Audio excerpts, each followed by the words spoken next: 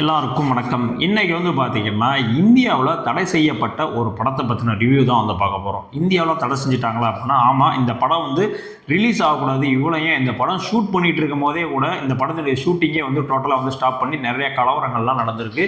So அந்த மாதிரியான ஒரு படத்தினுடைய ரிவ்யூ தான் பார்க்க போறோம். அப்படி என்னடா ஒரு படம் வச்சிருக்கிற அப்படின்னு கேட்டா, 2005ல் ரிலீஸ் ஆன வாட்டர் படத்தினுடைய ரிவ்யூ தான் இன்னைக்கு பார்க்க போறோம். வாட்டர் இந்த படத்தை பார்த்தீங்கன்னா, தீபா மேத்தா அவர்களை தான் டைரக்ஷன் பண்ணியிருக்காங்க. இதுக்கு முன்னாடி ஃபயர், எர்த்து அந்த படங்கள்லாம் அவங்க தான் எடுத்தாங்க. அந்த படங்களுமே நிறைய கான்ட்ரவர்சி ஆகி தான் படம் ரிலீஸ் ஆச்சு. ஏன் இந்த படத்தை பேன் பண்ணாங்க, எதுக்கு என்ன பிரச்சனை அப்படின்னு கேட்டிங்கன்னா, இந்த படம் இந்து மனு தர்மத்தில் சொல்லப்பட்ட விஷயத்தின்படி தான் இவங்களுடைய வாழ்க்கை முறை ஃபாலோ ஆகிட்டு இருக்குன்ற மாதிரியான ஒரு கண்டென்ட்டில் படம் எடுத்துட்டாங்க. ஆக்சுவலாக அந்த காலகட்டத்தில் இந்த குழந்தை திருமணம் அப்படின்ற மாதிரியான விஷயங்கள்லாம் இருந்துச்சு அப்படின்ற மாதிரியான விஷயங்கள் உங்களுக்கு தெரியும்னு நினைக்கிறேன். ஸோ 1930 காலகட்டங்களில் நான் சொல்லிட்டு இருக்கேன். ஸோ அந்த காலகட்டத்தில் பார்த்தீங்கன்னா, ஒரு சின்ன குழந்தை, ஒரு 7 வயசு குழந்தை, ஒரு 60 வயசு கிழமை. ஸோ இவங்களுக்கு பார்த்தீங்கன்னா மேரேஜ் பண்ணி வச்சுருவாங்க. அந்த 60 வயசு பையன் என்ன கிழமை என்ன பண்ணுவான், இறந்து போவான். இறந்துட்டான் அப்படின்னா அந்த குழந்தை விதவை அப்படின்ற மாதிரி ஒரு சர்டிஃபிகேட் பண்ணிடுவாங்க. ஆக்சுவலாக அந்த குழந்தைக்கு கல்யாணம்னா என்னன்னு தெரியாது, என்ன விஷயம் எதுவுமே அந்த குழந்தைக்கு தெரியாது. இருந்தாலும் அந்த குழந்தை விதவையாயிடுச்சு. உடனே அந்த குழந்தைய மொட்டையெல்லாம் எடுத்து இந்த மாதிரி அந்த விடோ ஒரு ஆசிரமம் மாதிரி வச்சுருப்பாங்க. ஸோ அந்த ஆசிரமத்தை கொண்டு போய் அந்த குழந்தைய கொண்டு போய் விட்டுருவாங்க. அந்த குழந்தையுடைய வாழ்நாள் முழுவதுமே பார்த்தீங்கன்னா அந்த ஆசிரமத்தில் தான் இருக்கணும். சாப்பாடு கீப்பாடு எல்லாமே அங்கே தான். அவங்களுக்கு தொழிலெலாம் எல்லாம் பார்த்தீங்கன்னா, இந்த கோயில் குளங்களில் பிச்சை எடுக்கிறது அந்த மாதிரி விஷயங்களுக்கு அவங்கள யூஸ் பண்ணிப்பாங்க. அதுவும் இல்லாமல் கொஞ்சம் ஏஜடாக இருந்தாங்க அப்படின்னா அவங்க இந்த ராஜாக்கள்லாம் அன்றன்றைய நாளுக்கான அந்த சந்தோஷத்துக்காக, இன்பத்துக்காக அவங்கள யூஸ் பண்ணிக்கலாம் அப்படின்ற மாதிரியான ஒரு ஸ்டோரியை இந்த படத்தில் கொடுத்துருந்தாங்க. கேட்கும் போது தெரியுதா இவ்வளோ கான்ட்ரவர்சியான ஒரு ஸ்டோரி. ஸோ இதை ஸ்க்ரீன் ப்ளே பண்ணி படமாக ரிலீஸ் பண்ணுறதுக்கு தான் இவ்வளோ பிரச்சனைகள்லாம் நடந்துச்சு.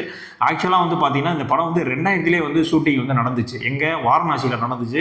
ஆனால் அங்கே போட்ட செட்டு விட்டு எல்லாத்தையுமே உடச்சி தீ பொருத்தி விட்டு அப்படியே குப்புன்னு எரிய விட்டாங்க. இந்த படத்தையே நீ எடுக்கக்கூடாதா அப்படின்னு. ஸோ அதுக்கப்புறம் பார்த்தீங்கன்னா, ஸ்ரீலங்காவில் போய் இந்த படத்தினுடைய ஷூட்டிங் நடத்துனாங்க. ரொம்பவுமே குறைந்த ஆட்களை வச்சு தான் இந்த ஷூட்டிங்கே நடத்தப்பட்டுச்சு. அது மட்டும் கிடையாது, நம்ம இந்த படத்தை தான் எடுத்துகிட்டு இருக்கோம் அப்படின்ற விஷயம் ஸ்ரீலங்காவில் இருக்க ஆட்களுக்கும் தெரிஞ்சிடக்கூடாது அப்படின்னு சொல்லிட்டு இதுக்கு ரிவர் மூன் அப்படின்ற மாதிரியான ஒரு டைட்டிலில், அதாவது ஒரு கோடு வேர்டு மாதிரி இவங்களுக்குள்ளே பேசிக்கிட்டு அந்த படத்தை மேக் பண்ணாங்க. ஸோ ஷூட்டிங் பண்ணுறதுக்கே அந்த அளவுக்கு சிரமப்பட்டிருக்காங்க. இந்த படத்தில் நான் சொன்னல, அந்த சின்ன குழந்தைய கல்யாணம் பண்ணி கொடுப்பாங்க. ஸோ அந்த குழந்தை பேர் பார்த்தீங்கன்னா சரளா. இது ஸ்ரீலங்கா குழந்தை தான். அது ரொம்பவுமே ஒரு தரமான ஒரு ஆக்டிங் கொடுத்துருக்கோம். நீங்கள் படம் பார்த்தா தெரியும், என்னன்னா அந்த பிள்ளை இப்படி நடிச்சிருக்கு.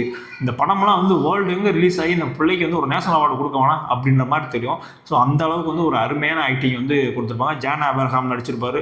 ஸோ நிறையா ஹிந்தி ஆக்டர் எல்லாமே நடிச்சிருந்தாங்க. பட் இருந்தாலும் படத்தினுடைய அந்த எடுத்துக்கிட்ட அந்த கண்டென்ட் கதைக்கரு கொஞ்சம் கான்ட்ரவர்ஷியலாக இருக்கனால இந்த படத்தை அவ்வளோ தூரம் ஒரு கான்ட்ரவர்ஷியல் இஷ்யூ சந்திச்சிச்சு. எல்லா இடத்துலையுமே ஹிந்து மதத்தில், இந்து முன்னாடி எல்லாத்துலேயுமே இந்த படம் நிப்பாட்டுங்க, அந்த படத்தை பேன் பண்ணுங்க, அந்த படம் ரிலீஸ் ஆகக்கூடாது அப்படின்னு சொல்லிட்டு அந்த அளவுக்கு இந்த படத்தினுடைய எஃபெக்ட் எல்லாத்தையும் தாக்கிட்டு இருந்துச்சு. அது மட்டும் இல்லை, 2007ல் அகாடமி அவார்டுக்கான பெஸ்ட் ஃபாரின் ஃபிலிம் அவார்டு எந்த படம் வாங்குச்சு அப்படின்னா இந்த படம் தான் வாங்குச்சு. டொரண்டோ இன்டர்நேஷனல் அவார்ட்லேயும் பெஸ்ட் ஃபிலிம்க்கான அவார்டும் இந்த படம் தான் வாங்குச்சு. ஆக்சுவலாக பார்த்தீங்கன்னா, இந்த படத்தினுடைய இசையமைப்பாளர் ஏஆர் ரஹ்மான். ஆனால் என்ன ஒன்றுன்னு பார்த்தீங்கன்னா, இந்த படத்தில் நிறையா சென்சார் அது இதுன்னு பிரச்சனையாகி படம் ரிலீஸ் ஆகும் போது இதுக்கு மியூசிக் போட்டது யார் அப்படின்னு பார்த்தீங்கன்னா, மைக்கேல் தனா அப்படின்றவர் தான் மியூசிக் போட்டார். அப்போ ஏஆர்ரஹ்மான் மியூசிக் என்னடா ஆச்சு அப்படின்னா தெரியல. ஸோ இந்த படம் கண்டிப்பாக எல்லாரும், நீங்கள் சினிமா லவராக இருந்தாலும் சரி, ஒரு நார்மலான ஒரு ஜென்ரல் ஆடியன்ஸும் சரி, கண்டிப்பாக பார்க்க வேண்டிய ஒரு படம். இந்த படத்தின் பார்க்கும் போதே உங்களுக்கு தெரியும், அந்த காலகட்டங்களில் பெண்கள்லாம் எவ்வளோ தூரத்துக்கு சித்திரவதைகளை அனுபவிச்சிருக்காங்க. ஒரு விதவை ஆயிட்டாங்க அப்படின்னா அவங்களுடைய வாழ்க்கை நிலை எப்படி மாறுது. டோட்டலாக அம்மா அப்பா விட்டுட்டு ஒரு ஆசிரமத்தில் தங்கணும் அப்படின்ற மாதிரியான விஷயங்கள், நிறைய விஷயங்கள் இதில் காட்டியிருப்பாங்க. எல்லாத்தையுமே எந்த சென்சார் இல்லாமல் அப்படியே உடச்சு விட்ட மாதிரி படமாக எடுத்திருப்பாங்க. ஸோ அதுதான் இந்த படத்துக்கு மிகப்பெரிய பிரச்சனையாகவும் பின்னால் அமைஞ்சு போச்சு. ஸோ இன்றைக்கி நம்ம இந்தியாவில் தடை செய்யப்பட்ட படங்கள் சீரியஸில் இந்த வாட்டர் படத்தை பற்றி தான் சொல்கிறோம். இதே மாதிரி இன்னும் நிறையா இந்தியாவில் தடை செய்யப்பட்ட படத்தினுடைய ரிவ்யூஸும் நம்ம சேனலில் போடுவோம். ஸோ கண்டிப்பாக மறக்காமல் நம்மளோட சேனலை சப்ஸ்கிரைப் பண்ணிங்க. நம்ம சேனல் பெரிய சேனலாக இல்லைங்க, சின்ன சேனல் தான். நீங்களாம் சப்ஸ்கிரைப் பண்ணால் தான் நம்ம சேனல் மென்மேலும் வளரும். ஓகே, இதே மாதிரியான அடுத்த ஒரு ரிவ்யூவில் சந்திக்கிறேன். பை.